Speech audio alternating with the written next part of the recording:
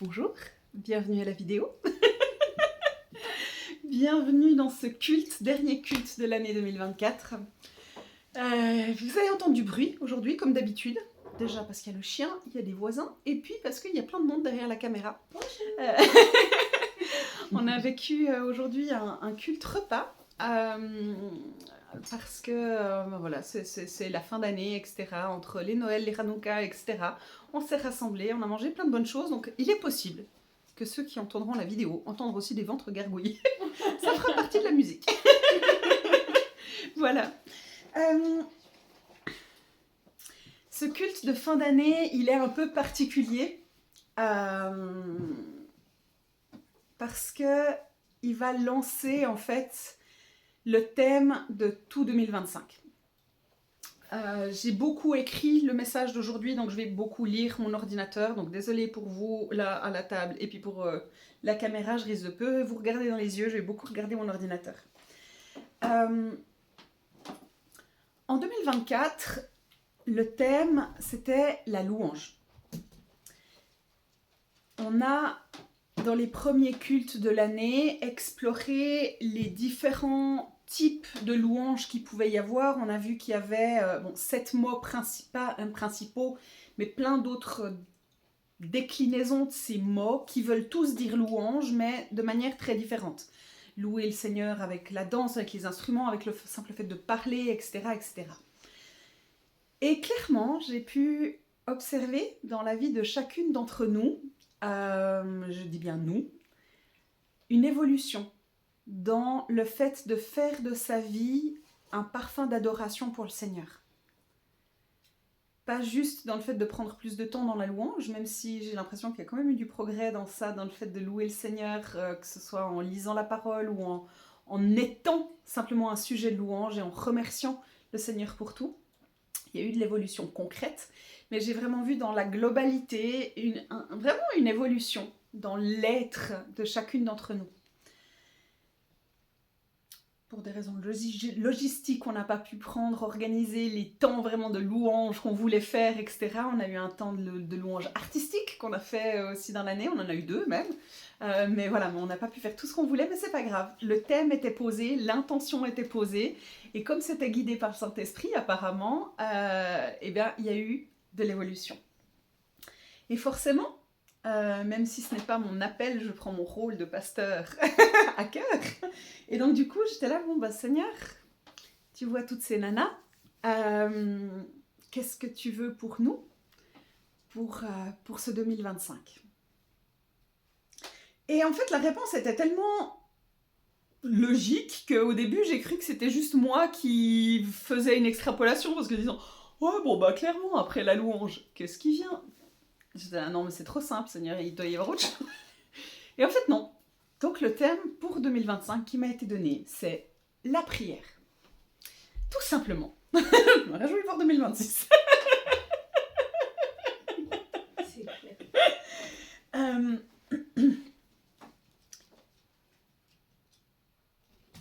Le but de la louange, donc, c'était vraiment de glorifier Dieu, de s'émerveiller de son action et de lui rendre pleinement gloire. Mais la louange, c'est, même si elle est adressée à Dieu, c'est clairement quelque chose qui nous remplit.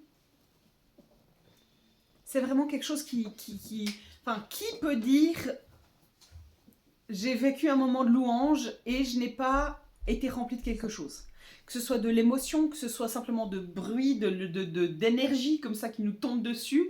De toute façon, le son qui est amené de la louange nous impacte. Et vraiment, le but de la louange, c'est vraiment de rendre gloire à Dieu, mais ça nous remplit pleinement. Et vraiment, j'avais cette impression que le Seigneur, là maintenant, nous amenait à passer à une étape supérieure, qui est de passer à l'action. Pas juste d'être dans la contemplation ou dans le remplissage, mais de passer à l'action. Et clairement, la prière est une arme d'action. Mais avoir une vie de prière, c'est quoi ? Je répondrai à cette question tout à la fin.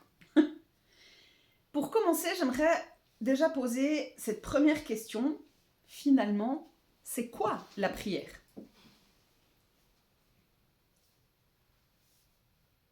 Il y aura certainement plein d'autres définitions à y donner, mais en fait la prière c'est simplement une discussion, principalement avec Dieu, mais c'est une discussion. Voilà, fin du message, merci d'être venu.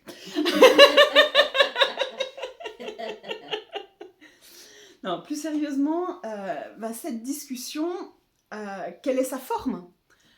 Pourquoi? Comment? Avec quelle intention? On fait comment pour prier? Je suis en ce moment en train de lire un livre absolument formidable de Derek Prince, Les secrets d'un guerrier de la prière. Je vous conseille vraiment ce livre. Il est incroyable. Et bon, celles qui sont ici à l'église peuvent volontiers l'emprunter dans la bibliothèque. Je suis en train de finir, j'ai encore quelques pages à finir, mais voilà. À partir du prochain culte, il sera empruntable. Et à l'intérieur, il a recensé 12 formes de prière différentes que je vais vous livrer parce que je pense vraiment que ça couvre bien l'ensemble des formes de prière que l'on peut faire. La première forme, c'est la louange et les adorations de grâce. Oui, la louange est aussi une forme de prière.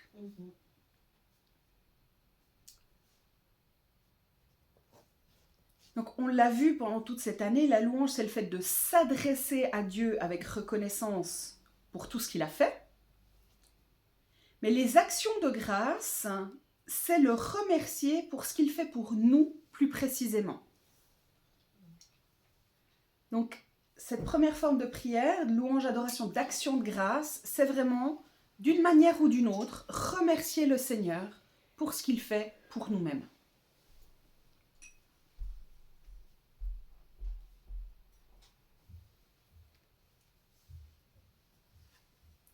La deuxième forme de prière, c'est l'adoration. L'adoration, elle n'est pas forcément vocale. C'est une attitude d'esprit, de cœur et de corps. Adorer le Seigneur. Peu importe comment, c'est se soumettre, se tourner totalement vers Dieu.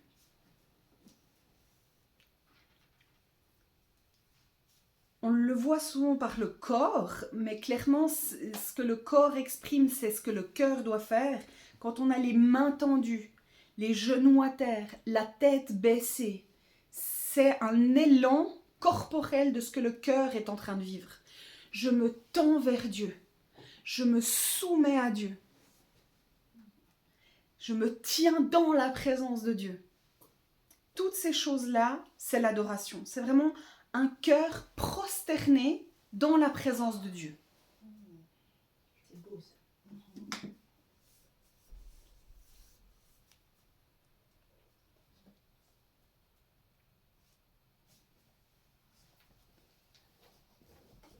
Le troisième point, la troisième forme de prière, c'est les requêtes.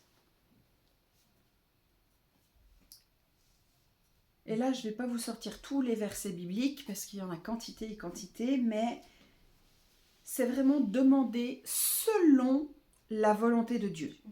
Parce qu'il n'y a que quand on demande selon la volonté de Dieu que l'on peut être exaucé sans qu'il n'y ait de conséquences néfastes pour nous. Parce que parfois, Dieu, il accepte d'exaucer certaines prières, même quand elles ne sont pas bonnes pour nous. Et avec l'autorité qu'on a en lui, on peut aussi exiger certaines choses. Mais ce n'est pas forcément bon. Donc vraiment, c'est selon la volonté de Dieu. On parlera de la volonté de Dieu plus tard. Je vois déjà des questions se positionner au-dessus de la tête de certaines sous forme de nuages.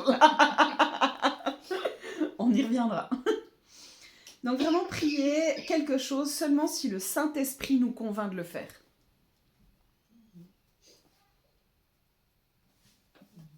Dans les requêtes, une chose qui est importante aussi, c'est de croire que ce qu'on a demandé, proclamer, que ce soit la guérison, la réception de quelque chose qu'on a demandé, et même si Dieu met notre foi à l'épreuve en nous faisant attendre avant de recevoir ce qu'on a demandé, mais c'est croire, se positionner tout de suite dans la foi qu'une fois que c'est demandé, c'est reçu. Amen. Ça fait pleinement partie des requêtes. Vraiment mettre sa foi en action. Je demande, c'est reçu. Peu importe combien de temps la livraison va prendre. Non. Il y en a, c'est du DHL. D'autres, c'est clairement d'autres tortues. Mais c'est reçu. Au bureau du ciel, c'est bordereau reçu, le colis a été envoyé, merci beaucoup. Mais c'est aussi agir concrètement dans nos actes du quotidien, comme si c'était reçu. Alors, toujours en faisant preuve de sagesse, hein, bien sûr. On va pas, je sais pas, aller se mettre en danger si on n'a pas encore reçu quelque chose dont on a vraiment besoin. Enfin, bref, vous avez compris. On fait toujours preuve de sagesse dans ça. Mais c'est vraiment se positionner, déclarer et faire certaines actions qui prouvent qu'on est en chemin et qu'on croit qu'on a reçu.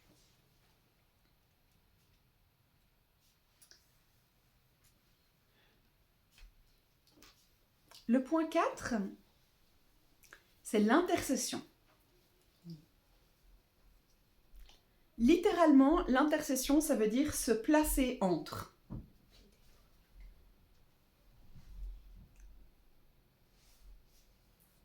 Cette forme de prière, elle nécessite un peu d'entraînement et de maturité spirituelle. Parce que ça coûte. L'intercession, c'est un travail de longue haleine. Ça demande de la ténacité, parce que la réponse, elle peut prendre du temps, et ça demande de frapper à la porte sans cesse. Revenir, revenir, revenir. Pas avec des vaines paroles pour multiplier les paroles vaines comme il est marqué dans la parole, hein, tu ne multiplieras pas de vaines paroles, mais de revenir, revenir, revenir. Il y a cet exemple de ce roi qui a dû se tremper 7 fois dans le Jourdain. Il a dû y aller 7 fois. S'il s'était trempé qu'une seule fois, il n'aurait pas eu sa guérison. Hein? L'intercession, ça demande de pouvoir être capable de négocier avec Dieu aussi. Et ça demande quand même, quand la négociation rentre en compte, il faut être bien au clair avec le Seigneur, vraiment avoir bien discerné sa volonté pour pouvoir négocier avec lui.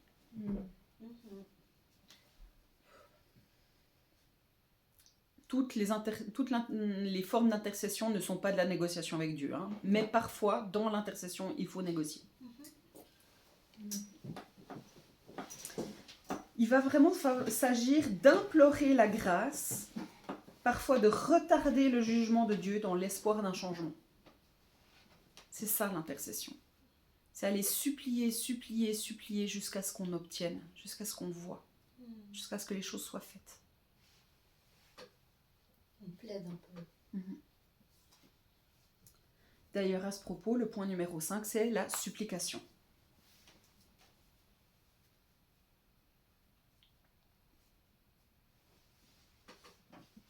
La supplication, je crois que c'est relativement clair. C'est vraiment demander la grâce, la miséricorde de Dieu avec humilité et souvent avec insistance.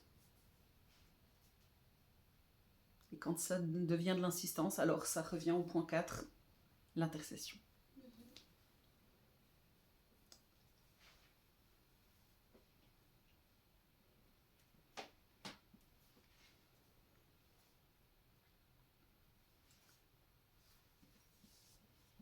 Le point numéro 6, je l'aime bien celui-là, c'est le commandement.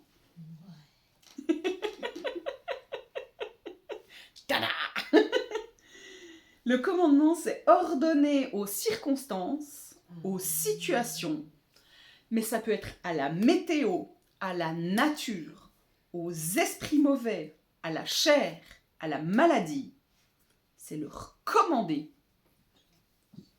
Commander. Que ce soit de partir, que ce soit de changer de nature, d'apparaître, de disparaître, c'est commander.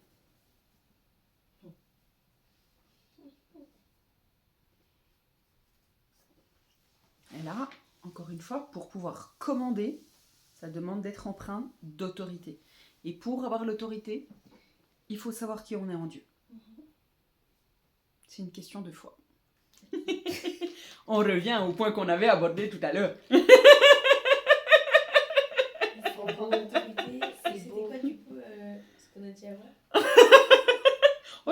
que c'est sorti de ma bouche, je sais plus ce que j'ai dit, moi. Connaître son identité. Connaître son identité en Dieu, ouais. Et forcément, pour avoir autorité aussi sur ce à quoi on commande, il faut être au clair dans sa propre vie, face aux choses auxquelles on ordonne. Hein. C'est logique.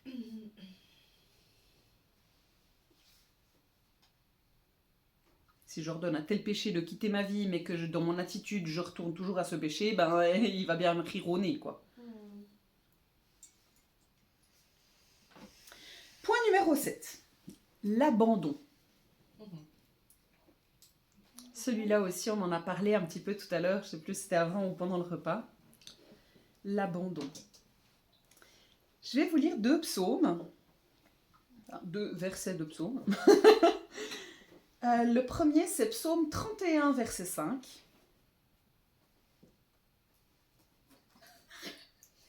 Mais non. C'est celui que tu as reçu, mais... Le 31-17. Ah.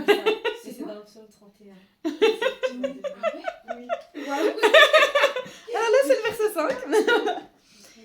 Et il dit, tu me feras sortir du filet qu'ils m'ont tendu, car tu es mon protecteur. Et le psaume 37, verset 5, il dit, recommande ton sort à l'Éternel, mets en lui ta confiance, et il agira. Pour celles qui prennent des notes, psaume 31, 5 et psaume 37, 5.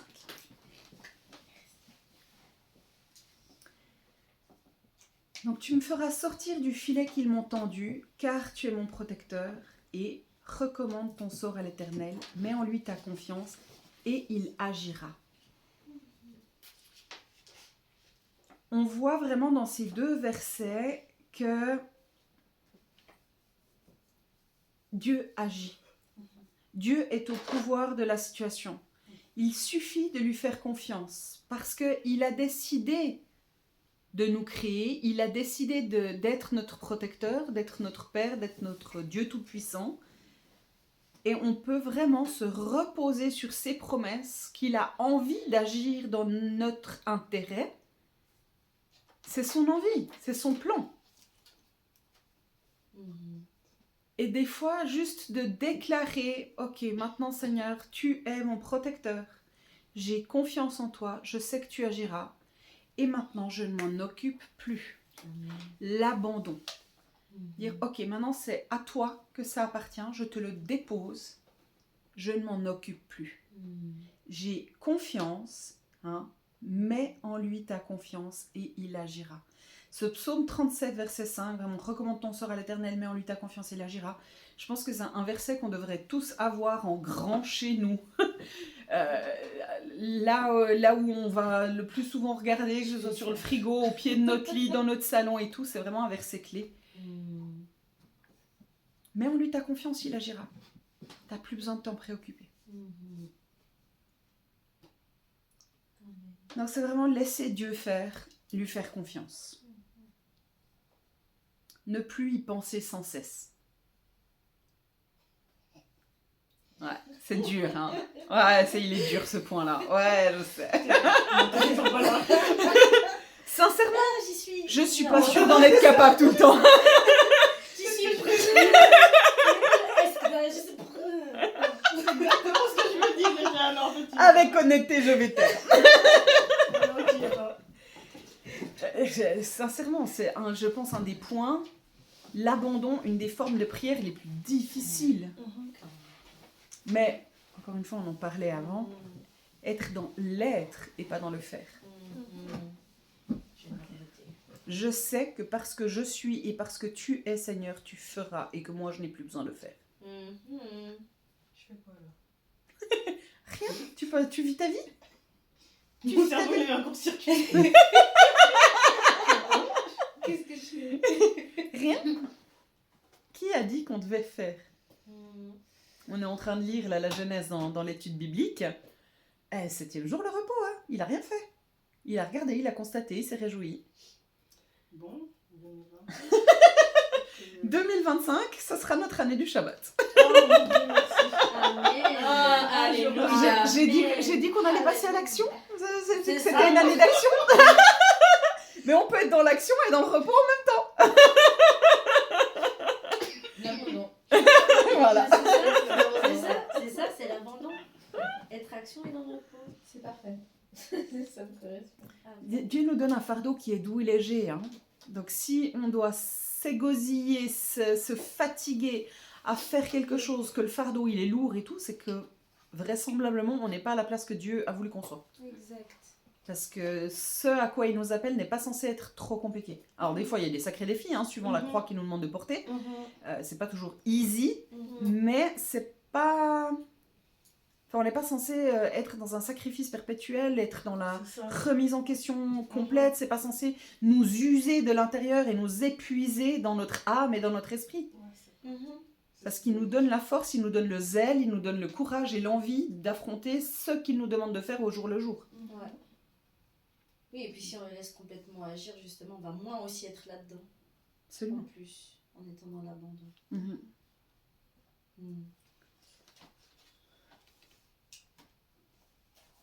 Je pense qu'au vu des réactions, on va revenir sur l'abandon pendant cette année. Ah mais moi c'est comme ça que le Saint-Esprit me fait faire mes cultes. Hein. Je vous observe, je prends des notes, puis après je suis là, bon Seigneur, on attaque quoi maintenant? Tourne-lui le dos. Oh, un haussement d'épaule parle des fois plus fort qu'une fois. Bref. Point numéro 8, la 8e forme de prière. C'est la consécration. Alors, on reste un peu dans le thème de l'abandon, parce que la consécration, c'est l'abandon de soi-même, au profit de Dieu. C'est beau ça. Se sacrifier totalement, ça peut vouloir dire abandonner jusqu'à sa propre vie, mais surtout, dans notre monde d'aujourd'hui, son temps, voire son métier, ses temps de repas, ses temps de repos, abandonner tout ce qui nous est le plus cher pour Dieu. Comme en temps de jeûne. Un temps de jeûne est un temps de consécration, en effet, pour l'Éternel, où on se prive des choses les plus élémentaires comme manger, voire boire, pour être au pied de Dieu.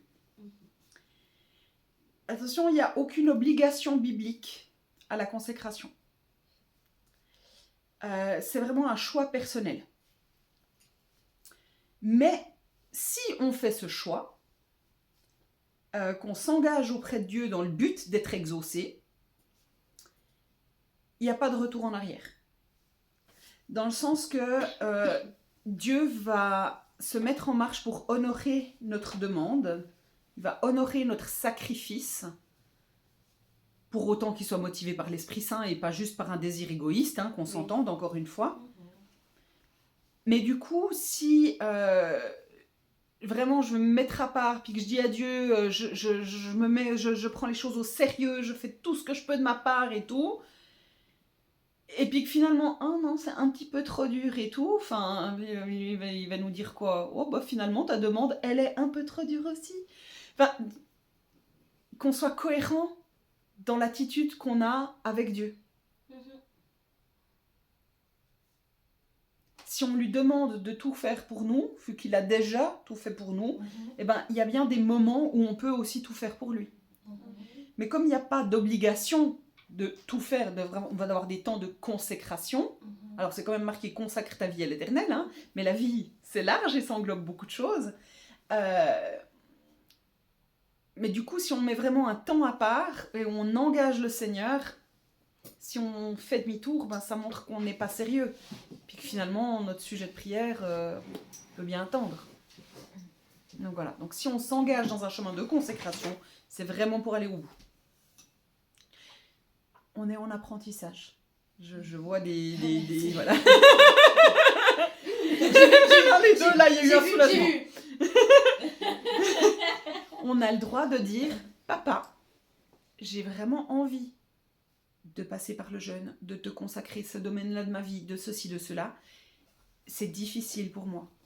Donne-moi la force, donne-moi le courage. Je vais faire tout ce que je peux de mon côté. Mais si on échoue, Dieu ne va pas nous condamner pour ça. Qu'on s'entende. Mais il faut qu'on soit clair avec le Seigneur. Oui, c'est ça.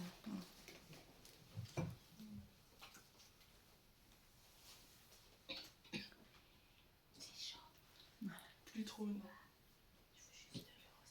Le point numéro 9, c'est la persistance.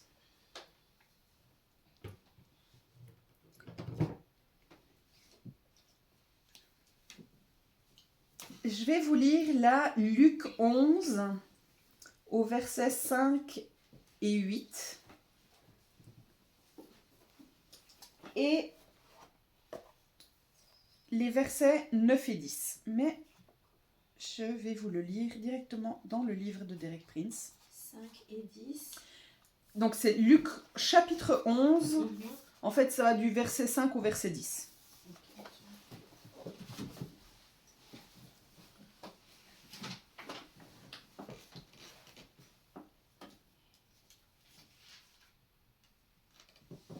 Ok. C'est Jésus qui parle à ses disciples.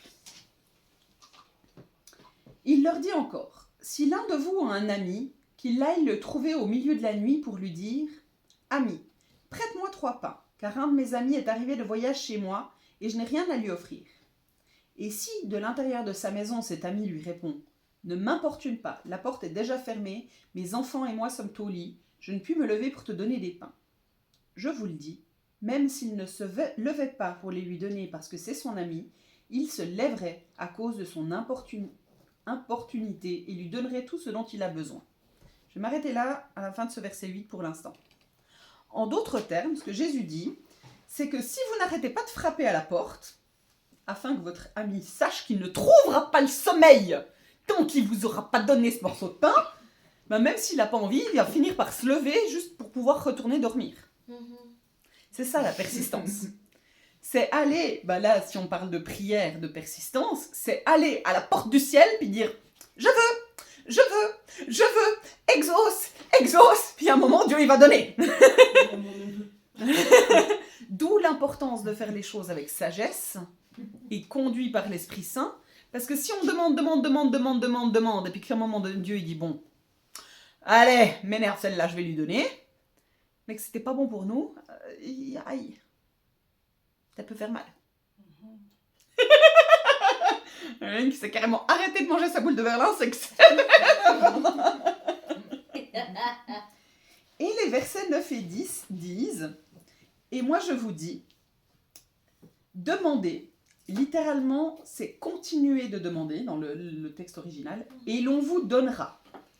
Cherchez », et dans le texte original c'est « et continuez de chercher », et vous trouverez.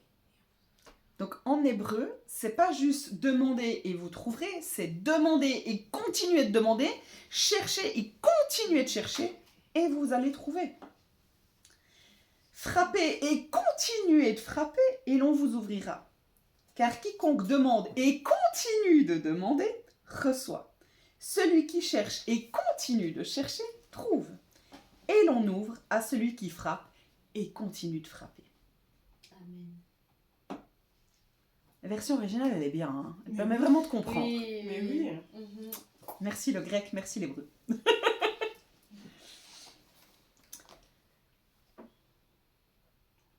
Donc là, vraiment, seul ou à plusieurs, c'est vraiment demander sans cesse jusqu'à l'accomplissement. Un mari. Alors, on en a 5 à demander là. Ah, c'est que... Alors, pas la même année, David. Ça me rappelle Oh, on fait un gros truc comme ça, c'est bon. 5 mariages pour une boucle de miel. Ok, le point numéro 10, c'est la bénédiction. Et là, dans Nombre 6, au verset 23 à 26, on a l'exemple de ce que c'est qu'une bénédiction.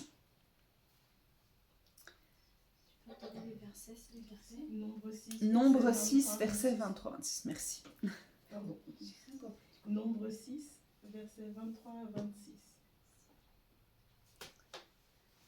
Donc ce passage, il dit « Parle à Aaron et à ses fils et dis « Vous bénirez ainsi les enfants d'Israël. Vous leur direz « Que l'Éternel te bénisse et qu'il te garde. Que l'Éternel fasse luire sa face sur toi et qu'il t'accorde sa grâce. Que l'Éternel tourne sa face vers toi et qu'il te donne la paix.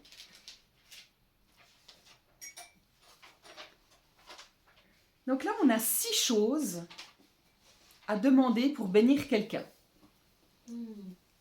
C'est que Dieu te bénisse,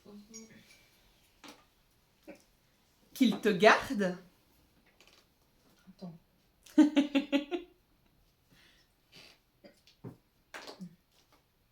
Donc 1, qu'il te bénisse. 2, qu'il te garde. 3, qu'il fasse luire sa face sur toi.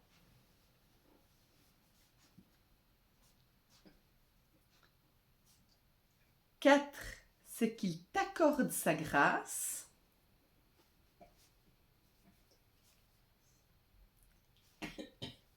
5, c'est qu'il tourne sa face vers toi. Et 6, c'est qu'il te donne la paix.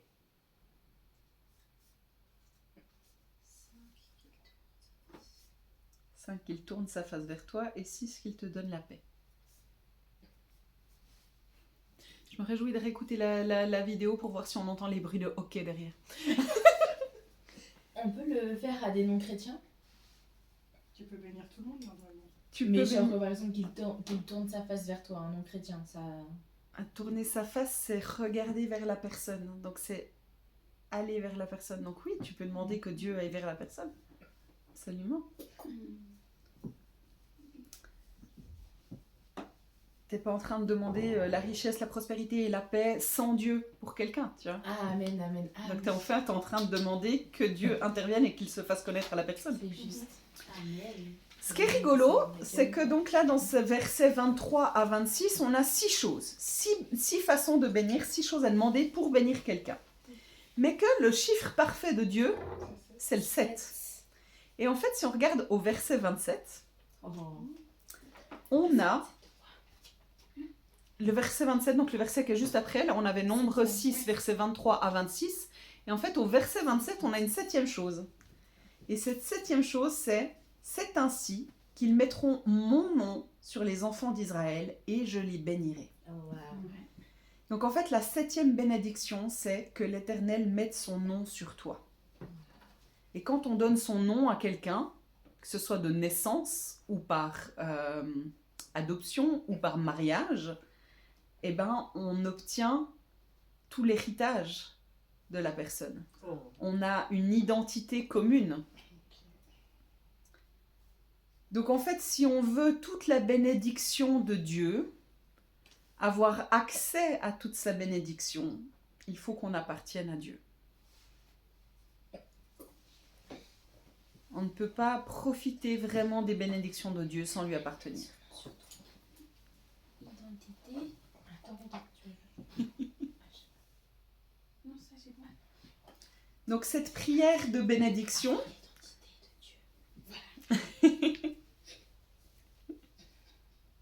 après je peux vous envoyer aussi le fichier. Hein. Oh oui, c'est plus simple.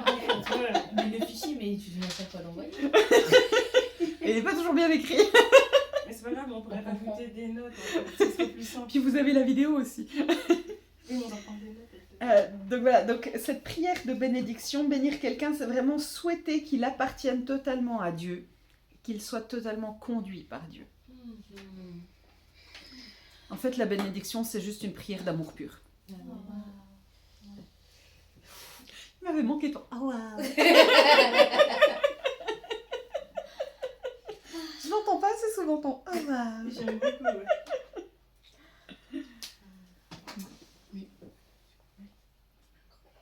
Allez, plus que 2 points et on sera à la moitié du culte.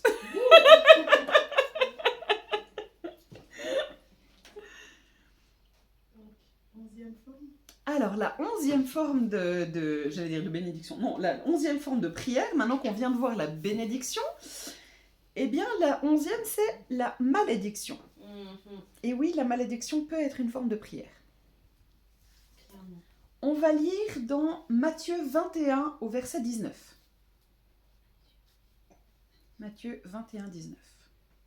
Je l'ai lu il y a pas longtemps. Oui, Nous aussi, on l'a lu ensemble. Je sais, c'est une blague. Je lis donc le passage, c'est « Voyant un figuier sur le chemin, il, Jésus, s'en approcha. Il n'y trouva que des feuilles, et il lui dit « Que jamais fruit ne naisse de toi. » Et à l'instant, le figuier sécha. On a vu ensemble, quand on a fait l'étude de Matthieu, qu'en fait, si Jésus maudit ce figuier et lui dit « Tu porteras jamais de fruits », c'est parce que finalement, le figuier a menti sur la marchandise. Il a fait croire par l'abondance de ses feuilles qu'il porterait beaucoup de fruits, alors qu'en fait, il y avait 0 fruit. Et du coup, vu qu'il a joué à « je porte du fruit, mais qu'en fait pas », eh ben il est maudit. Et ben du coup, vu que tu es un menteur, tu ne porteras plus jamais de fruits. Une malédiction. Donc il est condamné par Jésus. De la même manière que Jésus, puisque on a son esprit en nous, qu'on a son autorité en son nom, et bien de la même manière, on peut maudire. On a le droit. On a le droit. On a le droit. Du moment qu'il s'agit, attention, de déclarer la fin de quelque chose qui est mauvais, qui sert le mal C'est ça. et qui ne porte aucun bon fruit. Mhm.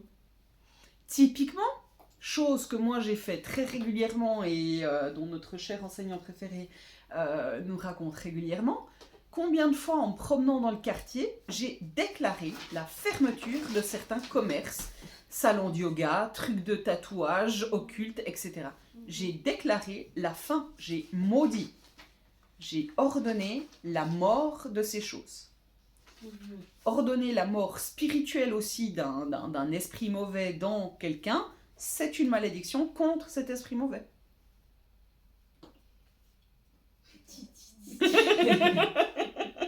Je vous dis tous les démons. Selon ce que je peux. Donc attention, ça doit se faire avec précaution, Bien sûr. avec sagesse, dans le seul but d'œuvrer pour Dieu. Sans ça, c'est jouer à un jeu dangereux, c'est mettre la puissance qui nous a été confiée et qui est en nous au service de son propre égoïsme. Oui, Pardon. Du coup, vas-y. alors après. Attends, je me surpose alors. Je vais te dire. Je vais répondre. Ok, Amen. c'est bon pour ce point numéro 11 Ok. Merci, j'ai pu. 12e et dernier point sur les formes de prière différentes qu'il y a. Donc le point numéro 12, c'est prier par la foi.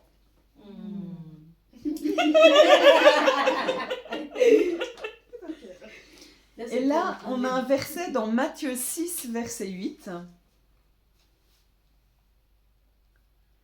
qui dit « Ne leur ressemblez pas, car votre Père sait de quoi vous avez besoin avant que vous ne lui le demandiez. » Donc là, moi, je me pose des questions. Mais attends. Si tu sais ce dont j'ai besoin, avant même que je te le demande, à quoi ça sert que je te le demande? Finalement, c'est pourquoi je vous ai fait tout un message sur les différentes formes de prière si c'est déjà et que... Moi, juste savoir que Dieu sait déjà et puis exercer l'abandon, ça m'irait par moment. Hein. C'est bon, tu t'en charges, j'ai plus besoin de faire rien. Bah, logique. Eh ben non. Ah non, on va exprimer. Non, si Dieu connaît tous nos besoins, on pourrait vraiment se poser la question de pourquoi alors on doit se fatiguer, entre guillemets, à prier. Mais en fait, c'est tout simple. C'est pour prouver à Dieu sa foi. C'est être en action, faire partie de son armée, C'est ça. être en communion avec lui, être dans l'obéissance. C'est ça. Ah, pas trop vite. C'est ça, pas trop vite. Pour Prouver sa foi, être en action, Être proche de lui. faire partie d'une armée, être en communion avec lui, et tout simplement parce qu'il nous a demandé de prier, donc être dans l'obéissance. L'obéissance. Oui, mais si la bobo, c'est une prière C'est justement parce qu'il y a plusieurs formes de prière qu'on doit pouvoir appliquer la bonne forme de prière au bon moment. Mais pour ça, il faut la sagesse du Saint-Esprit qui nous dise quand faire quoi. Dans sa main avant de voir les gens. J'ai 12 points. Et petit point que j'aurais envie de rajouter, qui est dans une forme, dans un langage qui m'est tout à fait personnel. Finalement, prier par la foi, c'est juste comprendre que Dieu, c'est pas un distributeur automatique. C'est ça. Et qu'il veut qu'on soit en action. Parce qu'il est au-dessus de tout, il peut absolument tout. Amen.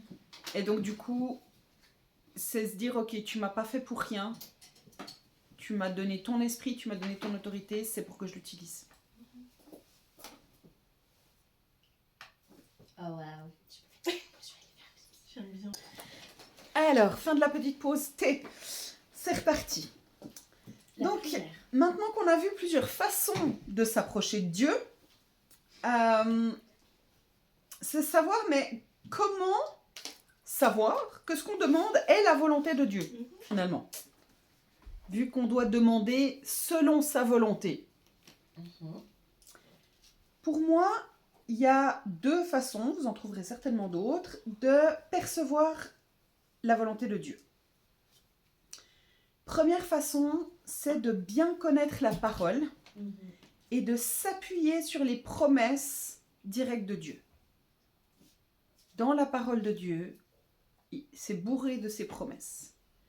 Et clairement, quand on lit le plan qu'il a pour l'humanité, les promesses qu'il a faites, si on réclame en fonction de ces choses-là, eh ben on ne se trompe pas. Vu que Dieu est le même... Santé. Si Dieu est le même hier, aujourd'hui et demain, ressentez. Et voilà, s'il ne change pas, ses promesses non plus ne changent pas.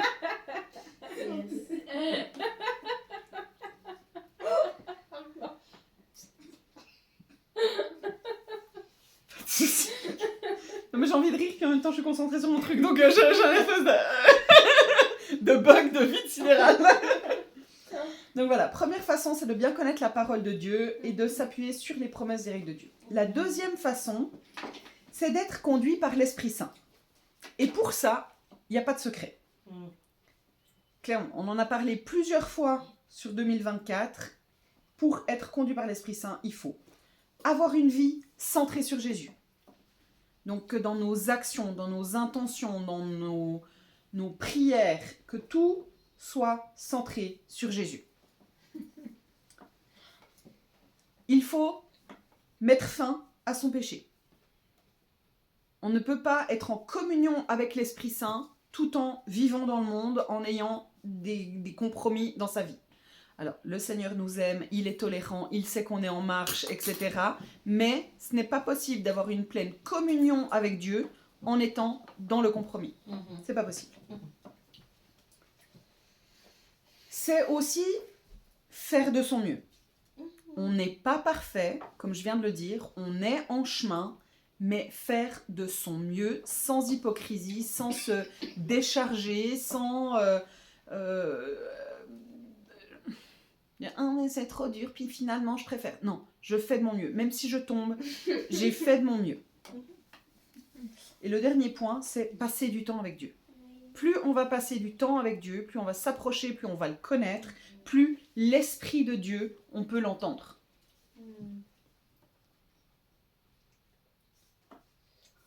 Mais là, Jésus, dans sa grande bonté, nous a donné une recette de prière. C'est notre Père. Le Notre Père. Alors on peut dire le Notre Père mot à mot, hein, le réciter, mais c'est quand même vachement mieux si on en comprend le sens, parce que le but, ce n'est pas de réciter juste ces paroles automatiquement, parce que dans ce cas, ce sont de vaines paroles que l'on répète, mais c'est de s'en inspirer pour orienter toutes les prières. Donc le Notre Père, on le trouve dans deux endroits dans le Nouveau Testament. On le trouve dans Marc 11, au verset 1 à 4. Mais celui qu'on lit le plus souvent, et qui moi personnellement je préfère, c'est dans Matthieu 6, versets 9 à 13. Je vais vous lire une première fois, puis après on va s'arrêter plus en détail sur chaque chose. Donc il va comme ça. Voici comment donc vous devez prier. Notre Père qui est aux cieux, que ton nom soit sanctifié, que ton règne vienne, que ta volonté soit faite sur la terre comme au ciel. Donne-nous aujourd'hui notre pain quotidien. Pardonne-nous nos offenses, comme nous aussi nous pardonnons à ceux qui nous ont offensés. Ne nous induis pas en tentation, mais délivre-nous du malin, car c'est à toi qu'appartiennent dans tous les siècles le règne, la puissance et la gloire. Amen. Donc c'est bien joli, mais finalement, ça veut dire quoi? Premier mot sur lequel j'aimerais m'arrêter, c'est le mot père. Avoir avec Dieu cette relation de confiance, cette certitude d'amour, de protection, avec finalement celui qui est au-dessus de tout et qui peut tout.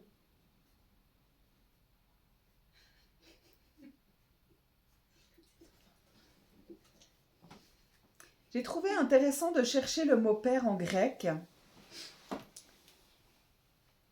parce que dans la version originale de ce passage, en fait, le mot, nous on le dit notre Père qui est aux cieux, mais en fait dans la version originale, le mot Père vient avant notre.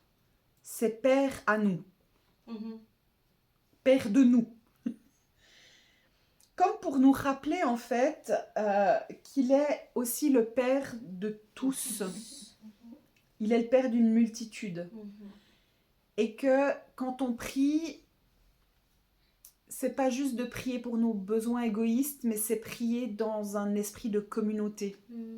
J'aime tellement ce mot africain, je sais plus s'il est lié à un pays en particulier ou pas, mais qui Ubuntu, ce concept de vie. On est là au profit de tous. On est en lien les uns avec les autres. C'est vraiment une façon de vivre Ubuntu qui me plaît énormément. Et clairement, le fait de notre Père, Père de nous tous, c'est ça, c'est dans nos prières orientées pour tout le monde.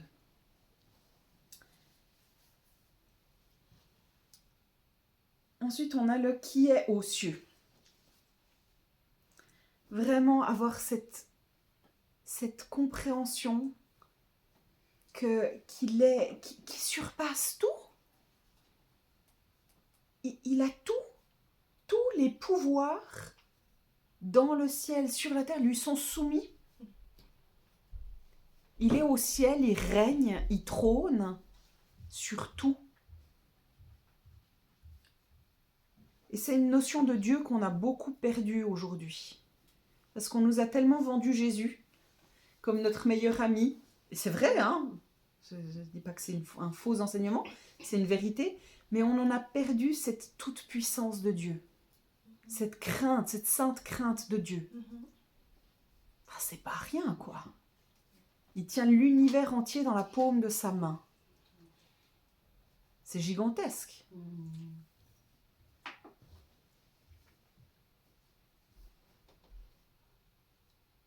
J'aimerais ensuite m'arrêter sur que ton nom soit sanctifié. Dieu ne veut pas qu'on ait peur de lui, mais avoir une certaine crainte de son nom, se rappeler de sa puissance et de son autorité, de la sainteté de son être, je pense que c'est d'une importance capitale. C'est du respect aussi. C'est ça. De sa personne. C'est un vrai respect. C'est pas un magicien qu'on invoque pour obtenir ce qu'on veut et résoudre tous ses problèmes. Il est Dieu et il nous accorde l'honneur d'être en sa présence. J'avoue.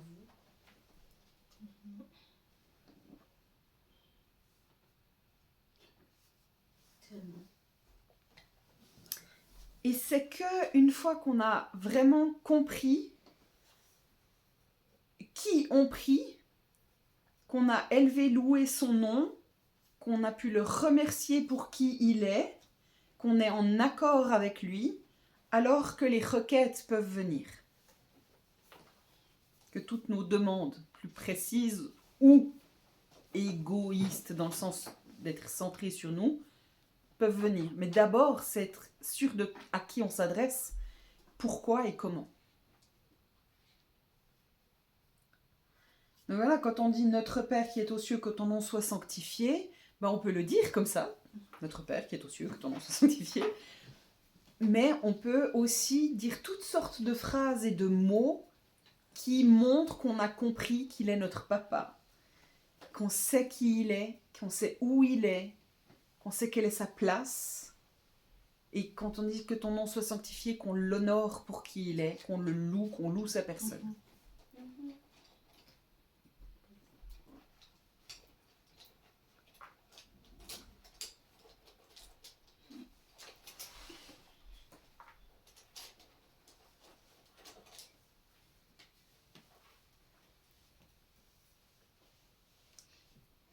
Dans cette reconnaissance de qui il est, il y a aussi cette phrase « que ton règne vienne ». Par cette phrase, en fait, on sort de notre pensée auto-centrée pour se concentrer sur la volonté, sur le plan de Dieu.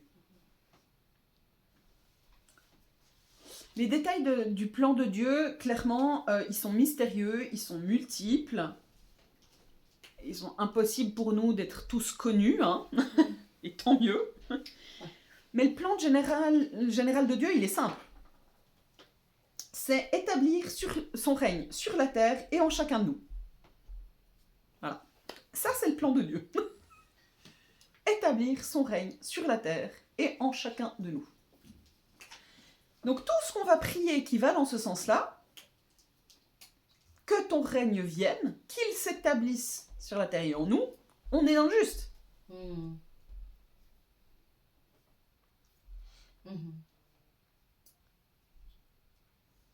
Quand on dit ça, que ton règne vienne, on dit simplement à Dieu de faire ce qu'il a toujours voulu faire. On lui donne quelque part presque l'autorisation de faire ce que de toute façon il n'avait pas le besoin de notre autorisation pour faire et qu'il voulait déjà faire. Mais on fait part intégrante de son projet en disant ces choses et en se mettant en action avec lui pour que son règne vienne. On lui dit vraiment, je veux faire partie de ça, je prends part, je t'invoque, je me mets en action dans la prière pour que ton plan s'accomplisse, que ton règne vienne. Comme tu disais tout à l'heure, la prière par la foi, de faire partie d'une armée. En fait. C'est ça.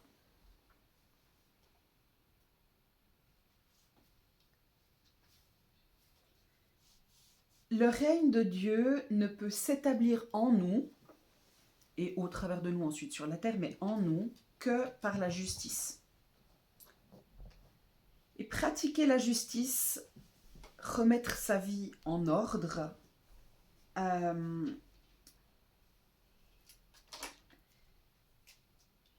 on trouve cette notion dans Romains 14, verset 17,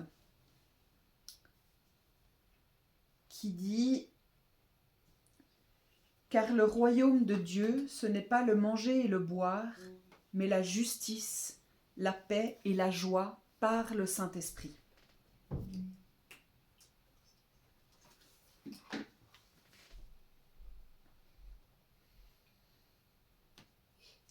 Donc si on invite vraiment Dieu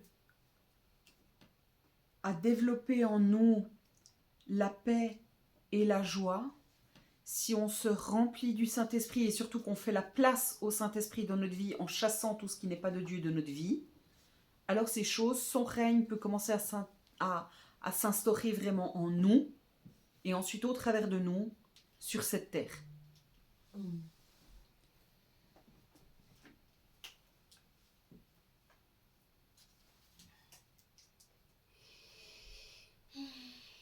Un autre point important sur ce sujet, c'est que pour qu'il y ait un royaume, enfin pour qu'il y ait un règne, il faut un royaume. Le royaume, c'est nous, c'est le monde. Mais il faut aussi un roi. Et pour celle-là, il faut vraiment laisser Dieu devenir notre roi et nous gouverner totalement.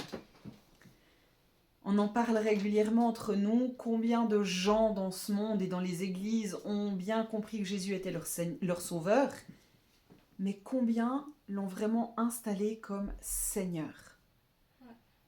Est-ce que vraiment on laisse Dieu régner dans notre vie, sur nos choix de vie? Diriger nos choix, diriger nos actions.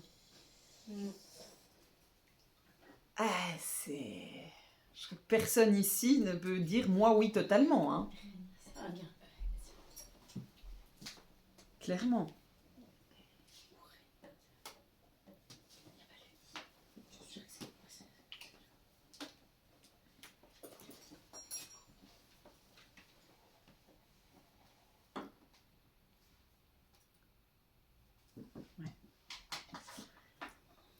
Ensuite, on a cette phrase dans Notre Père, c'est « que ta volonté soit faite ». Puisque tout vient de lui, et que tout lui est dû, que ta volonté soit faite. Tout est parfait en lui. Son plan, c'est le meilleur qui soit. Et on a ici pas mal d'expertes de fabriquer des plans et de vouloir suivre ces plans. Et on s'est toutes rendu compte, à je ne sais pas combien de fois dans notre vie, que finalement le plan de Dieu était le meilleur pour nous. Donc si son plan est parfait, que ta volonté soit faite. Et je reviens à ce que je disais avant, demander que sa volonté soit faite, c'est être sûr qu'on sera exaucé, puisque c'est sa volonté, que c'est ce qu'il veut. C'est QFD.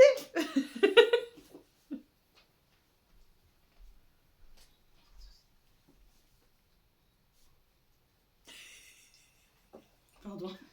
Non, mais j'aime bien.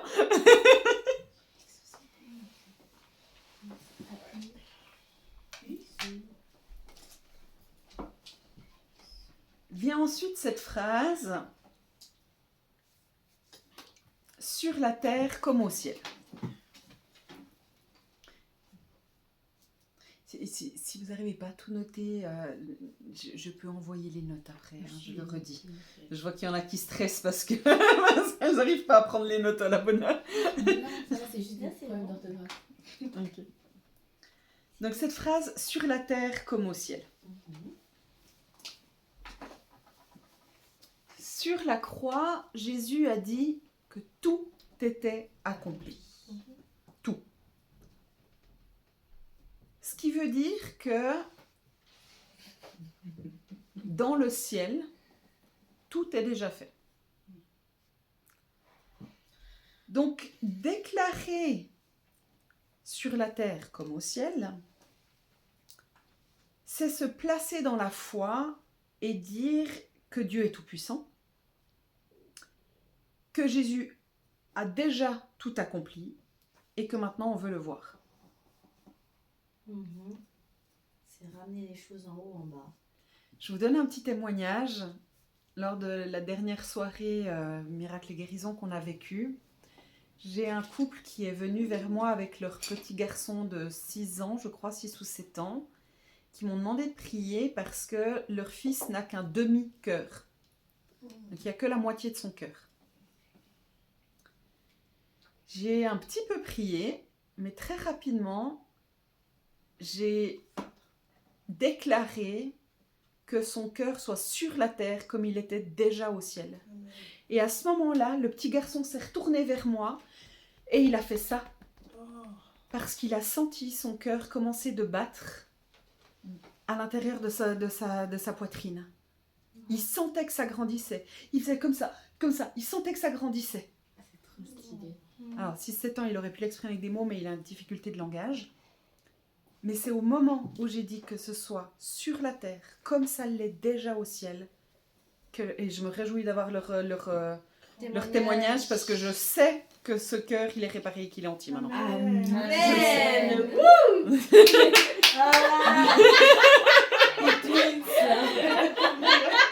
Les twins.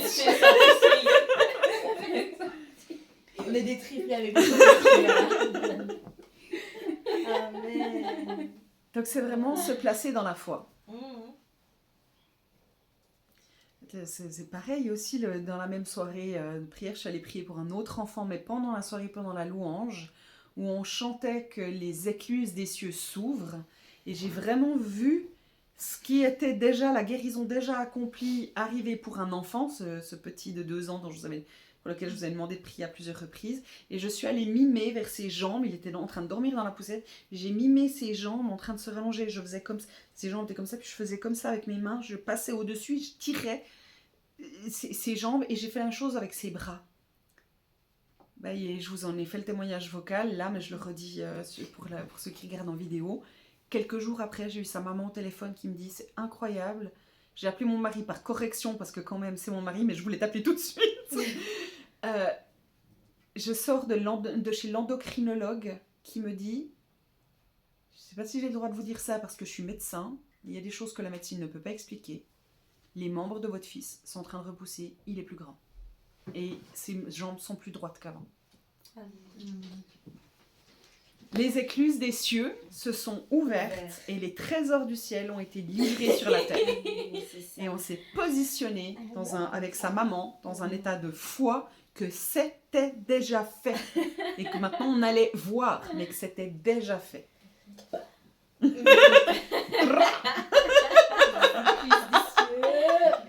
Ah, c'est bon ça.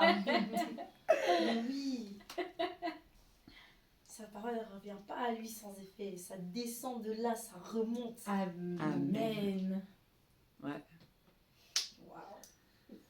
Il y a cette vision dans Ézéchiel qui ressemble tellement au film Avatar, où en fait la connexion avec Dieu, avec le ciel, c'est des tuyaux qui sont connectés directement à nous et où l'Esprit de Dieu voyage entre le ciel et nous. Des tuyaux comme ça. Et c'est magnifique cette image. J'ai jamais vu ça. Je le vois spirituellement très souvent et c'est incroyable.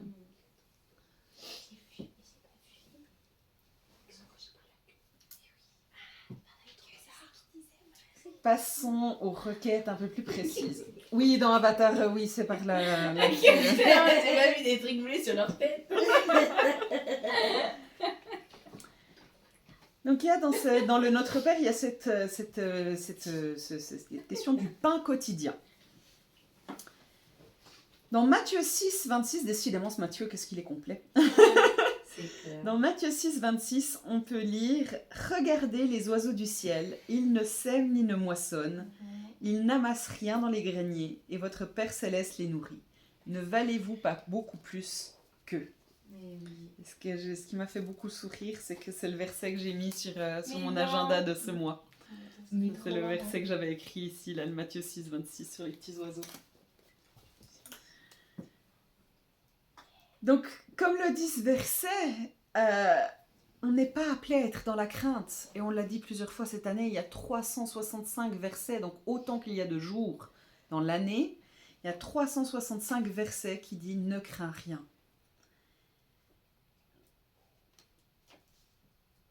Je fais une petite parenthèse, mais quand il est écrit « Ne crains rien », c'est pas des conseils, c'est des ordres. C'est un ordre, ouais. C'est pas « Ce serait quand même bien que t'aies pas peur de rien, parce que quand même... » C'est « Ne crains rien ».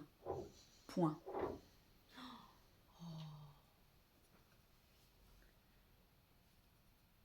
Ça, c'était la petite parenthèse. Donc, on n'est vraiment pas appelé à être dans la crainte face à nos besoins, mais à les remettre à Dieu, encore une fois dans la foi, en étant persuadé qu'il prendra soin encore plus de nous qu'il ne prend déjà soin des oiseaux.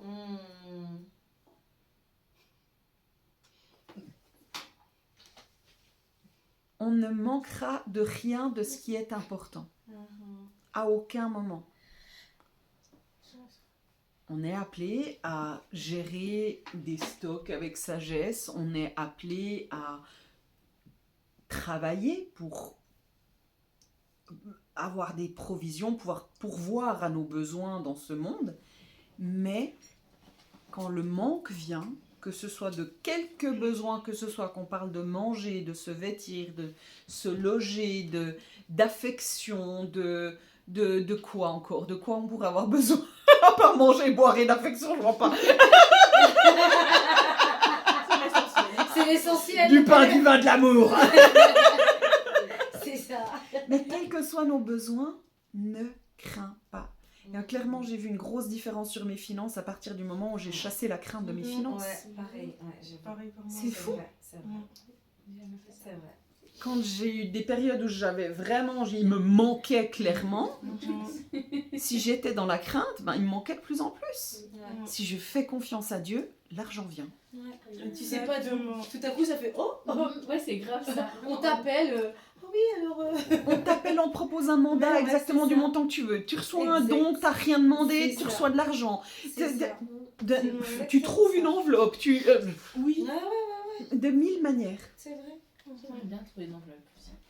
Quand on aura besoin, tu vas trouver. Oui. Je disais la même chose et quand J'ai j'ai pas eu besoin besoin. d'enseigner quand même. Fun fact, j'en ai trouvé une fois avec 15 000 balles dedans. Je l'ai donnée à la police. Mais attends, mais c'était pour toi. Eh ben, Non, là, clairement, c'était tombé d'une poche parce que c'était vers une bouche d'égout. C'était clairement quelqu'un qui avait tout cet argent. C'était pas loin d'une banque. Donc, je pense que la personne est allée chercher l'argent à la banque. Du coup, je l'ai amené à la police. Ça, c'est vraiment. J'ai reçu un don de 50 francs de la personne. Il était content. Ouais. Je devais avoir 14-15 ans à l'époque, c'était beaucoup. Hein. Dans ce sens-là, vraiment, c'est super. Je me Merci. souviens que j'avais acheté des Legos. C'est vraiment mignon. 50 francs pour des Legos, c'est énorme. À l'époque, oui. Aujourd'hui, les Legos que je veux, ils sont 700 balles. Hein. Mais ouais, mais bien sûr. C'est clair. Quand tu recevais 2 francs pour aller acheter des bonbons, t'avais l'impression que t'étais the king. Ah, mais the tu king, ressortais avec tout le oui, kiosque. C'est la création, quoi. T'étais the boss à la récréation. Ah Une fois, je suis arrivée avec 5 francs, alors je vous dis pas comment j'étais. Waouh, la queen de la récré. Je me souviens encore de ce moment avec mon sachet. Sentiment de victoire. C'est ça. Excellent. Bon, avançons dans notre Père. Nous arrivons maintenant à pardonne comme nous pardonne-nous comme nous pardonnons. Et celle-là, on n'a pas envie dans notre chair humaine de savoir qu'est-ce qu'elle veut vraiment dire. Parce que nous, on est des petits êtres égoïstes qui aimons avoir la vie simple et on veut qu'on nous pardonne tout sans avoir besoin de faire notre part. Eh ben non, c'est pas comme ça que Dieu voit les choses. Pardonne-nous comme nous pardonnons à ceux qui nous ont offensés. Dieu nous demande de nous comporter comme Jésus s'est comporté avec nous. Bah oui. Pour être pardonné, Pourquoi je dis je suis pas Jésus?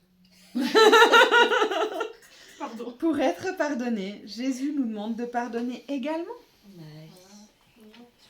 Alors, ça paraît contradictoire étant donné qu'il nous a déjà pardonné sur la croix. Mais entre l'acte de pardon et le fait de recevoir vraiment cet état de pardon, se sentir pleinement pardonné et agir libéré de toutes nos culpabilités, agir dans le pardon total de Dieu, c'est deux choses très différentes. On est déjà guéri, mais clairement, des fois on souffre. Nous sommes pardonnés et pourtant, on se comporte encore comme certaines personnes qui ne le sont pas. Parce que peut-être des fois on pardonne pas. C'est le point suivant clairement. Le non-pardon est reconnu comme étant une des raisons majeures d'une prière non exaucée ou d'une guérison qui tarde à venir. Le fait de ne pas pardonner, de ne pas se pardonner à soi, de ne pas pardonner à ceux qui nous ont fait du mal, de ne pas pardonner à Dieu, peut-être certaines choses, parce que parfois on se met en colère contre Dieu, ça nous maintient dans un état de maladie spirituelle. C'est pas facile. Mais voilà, là je fais une petite parenthèse, mais vraiment ce livre sur le pardon de Heidi Becker, c'est ça? C'était elle? Joyce Meyer. Joyce Meyer, merci. Il permet d'accéder à une nouvelle compréhension de ce que c'est que le pardon. J'avais pas vu ce livre. Ah, il est Je excellent. vais le lire en audio, je pense. Je vais Ouais, le chercher ok. là sur votre place. Je sais pas. Ouais. Tu me raconteras. Je te l'enverrai. Non, non. Non. Je te parle de Ah, je pense sincèrement que c'est un livre qui vaut la peine d'être, s'il existe en audio, de l'écouter, mais de le lire dans des moments vraiment de prière, parce qu'il te ratiboise ta vie. Et on se rend compte à quel point on n'a pas pardonné. C'est- Surtout avec l'année judaïque là. Je crois avoir pardonné, enfin je vais faire ça, mais je pense bien, je suis consciente que effectivement, je pense qu'il y a des choses que j'ai pas fait, Après, c'est un chemin. tu vois. On est Après, humain, ouais, on voilà, a c'est notre ça. chair, Je et sais ça que, demande beaucoup voilà. de choses. Et l'émotion, elle est des fois très vive. Ouais. Entre le moment où on déclare le pardon et le moment où on peut vraiment ressentir Ouais. l'abondance du pardon dans Ouais. la vie, des fois ça peut prendre des années. Ah bon. Ah bon, alors ça va, c'est rassurant. C'est- Non, mais non, parce que moi je me suis dit, j'ai pardonné, et puis tu sais, des fois, je vois cette personne, ben je lui veux que du bien, mais tu vois, des fois de temps en temps, je fais C'est là où la prière d'abandon dont on parlait peut Ouais. clairement intervenir Ouais, aussi. voilà, c'est ça. Mais... C'est de dire maintenant, Seigneur, j'arrête d'y penser. Ouais, c'est ça. Je t'abandonne ce C'est domaine de ma vie. exact. Ouais, ok. Mais ça peut prendre du temps. Ça prend combien Ça d'années prend du ça, temps, parce on que- est d'accord. Non, pas Ça des peut années. prendre un peu de temps, Oui. mais ça va de plus en plus vite et ça va de mieux en mieux. Ok. Qu'est-ce que je vous aime! Voilà, c'est bon. Non, parce que je me suis dit là, moi je veux bien tout faire. C'est ça, il y a juste ça revient. Ouais, il y a juste les trucs où tu Ça fais. ressasse Est-ce un que peu. vraiment bien j'ai pardonné parce que je veux vraiment oublier le truc. Enfin, Oui, c'est ça. ok. C'est ça. Voilà, C'est on est ça. des êtres humains, on n'est pas parfait, il n'y a pas de C'est ça. souci. Mais je me suis dit, j'ai pas envie d'y penser. Puis quand ça revient, tu fais un peu. Mais j'avais dit que je voulais pardonner. C'est ça. Lisez ce livre. Ok, très bien, merci. On va l'ajouter, non, au mois de 1er janvier. On a encore quelques points importants, mais on arrive gentiment à la fin. Prochain point du Notre Père, c'est ne nous soumets pas à la tentation. Alors clairement, la tentation, elle fait partie intégrante de ce monde corrompu. Hein. Voilà, il y en a partout.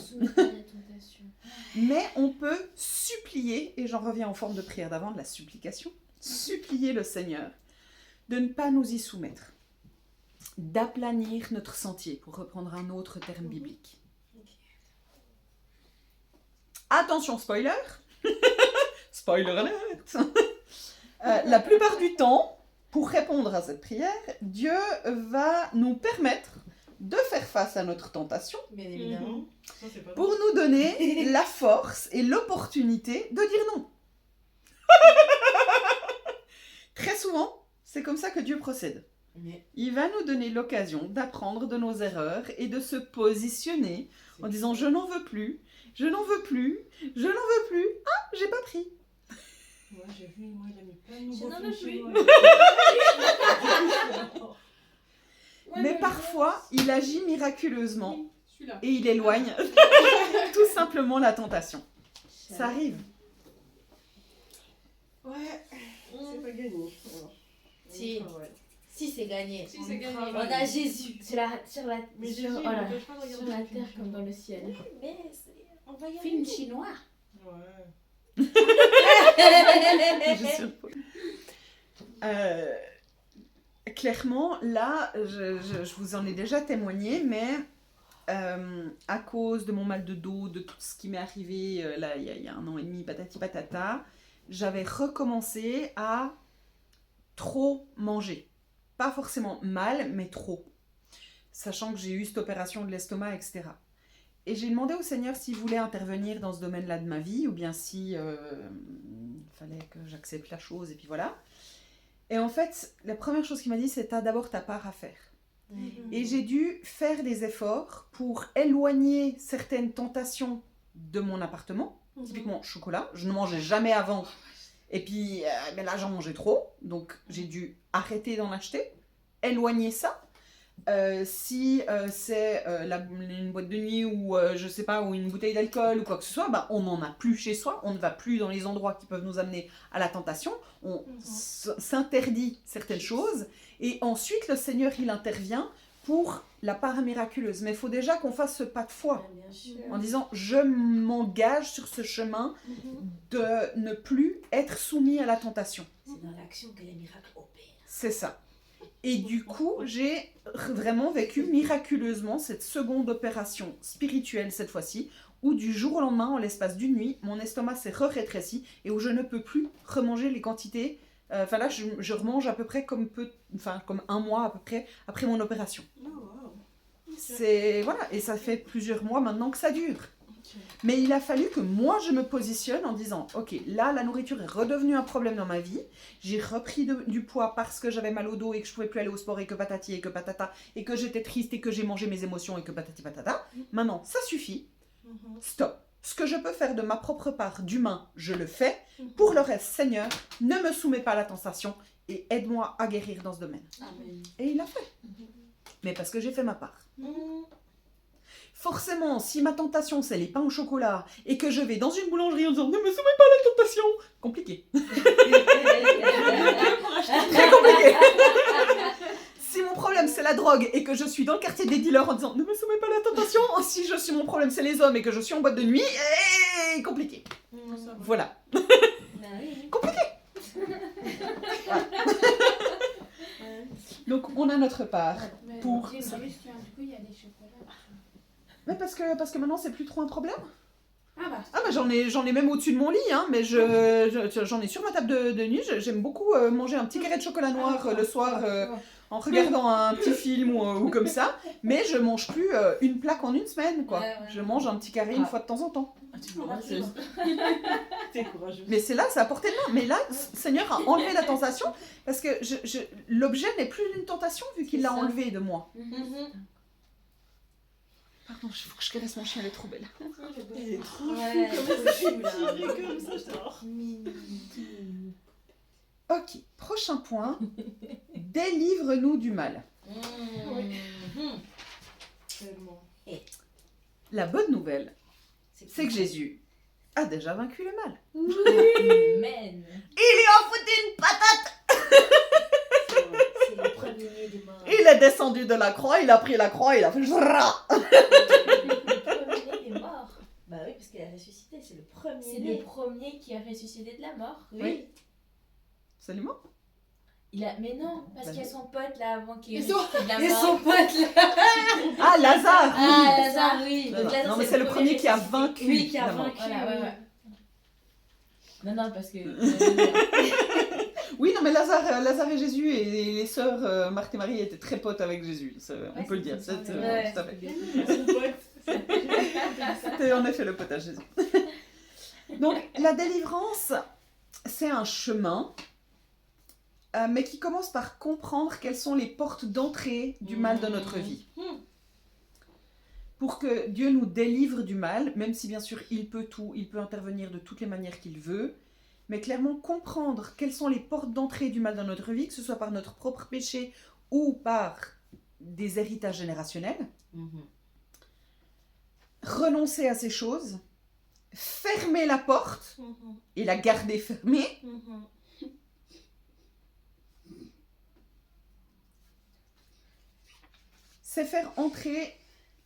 c'est entrer soi-même en fait dans la délivrance qui nous appartient déjà grâce à Jésus. Amen.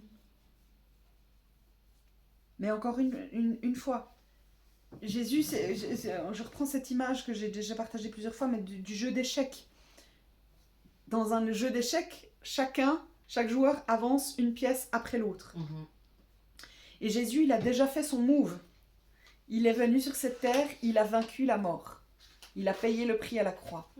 Il a gagné notre délivrance, notre guérison, notre salut. C'est à nous de faire ensuite un pas en disant je rentre dans ma délivrance, je rentre dans ma guérison. J'éloigne la tentation pour que Jésus puisse dire bravo, beau move, tiens, sois récompensé. C'est Jésus qui me dit ça.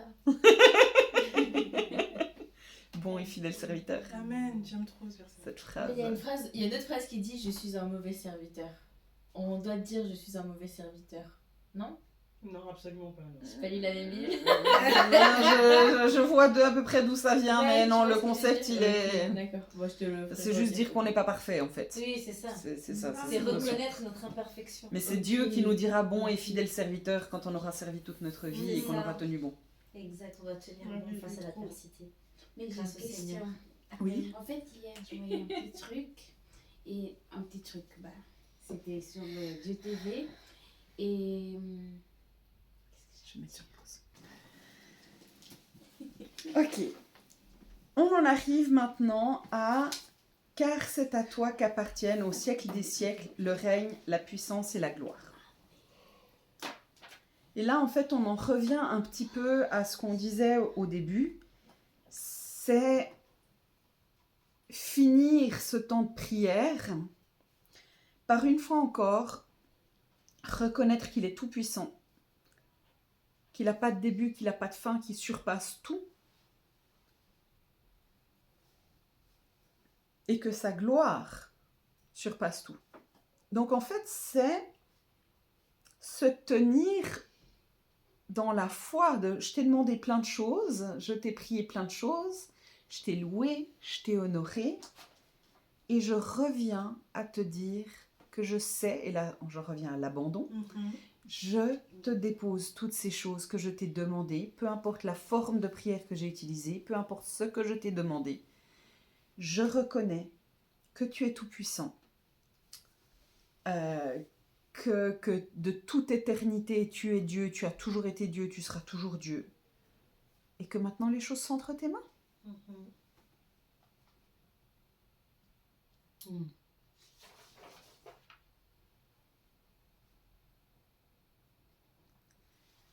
Et on finit par le Amen, ce petit mot qui veut dire textuellement qu'il soit ainsi, que cela s'accomplisse. Amen.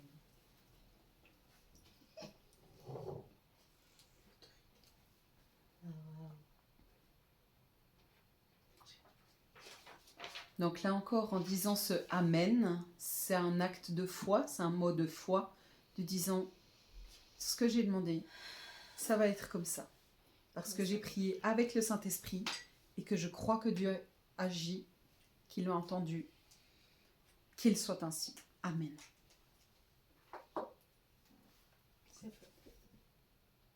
Donc maintenant, si j'en reviens à ma première question que je vous ai posée au tout début, avoir une vie de prière, c'est quoi? En comparaison avec cette année 2024 où on avait le thème « Avoir une vie de louange ».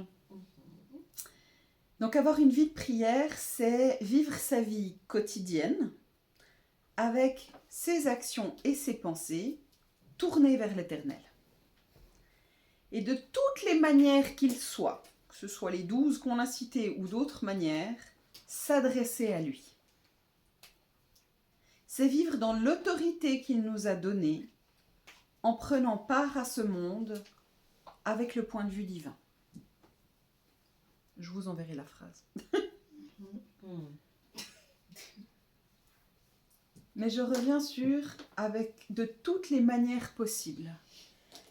Peu importe la manière dont on va prier Dieu, c'est être en action pour que son règne, sa volonté s'établisse sur la terre et en nous.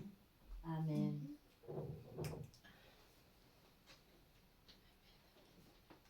Et je vais finir ce message avec un verset qui va peut-être simplifier totalement le message.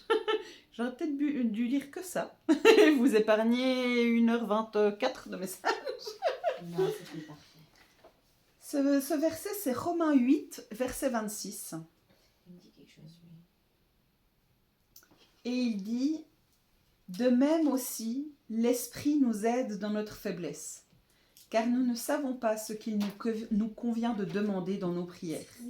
C'est ça. Mais l'Esprit lui-même intercède par des soupirs inexprimables. C'est ça. C'est pour ça que je dis ici. Donc finalement, malgré tout ce que je vous ai dit pendant plus d'une heure,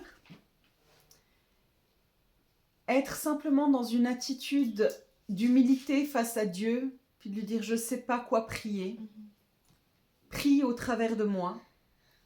Et laisser ce qu'on appelle le parler en langue, ou juste le souffle de vie nous traverser. Ces grandes respirations. C'est aussi une forme de prière. Juste être dans la présence de Dieu. Et dire, moi je ne sais pas comment prier, toi montre-moi. Et je pense même qu'on devrait commencer toutes nos prières comme ça. Avant de vouloir aller dans l'intercession, de vouloir faire une prière d'abandon, de vouloir être dans X ou Y prière, seul ou en groupe, dire, on ne sait pas prier, Seigneur. Montre-nous quelle forme, montre-nous pourquoi, montre-nous comment prier.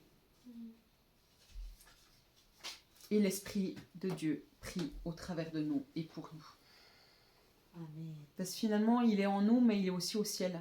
Il zigzague entre les deux. Merci Ézéchiel pour les canons.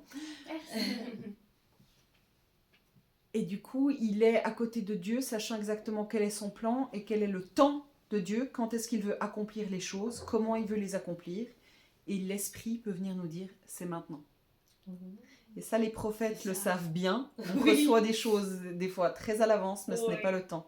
Mais l'Esprit Saint, lui, c'est quand il est le temps de délivrer les choses et quand est-ce qu'il est le temps de faire les choses de la bonne manière, au bon moment. Et comment prier à cet instant-là.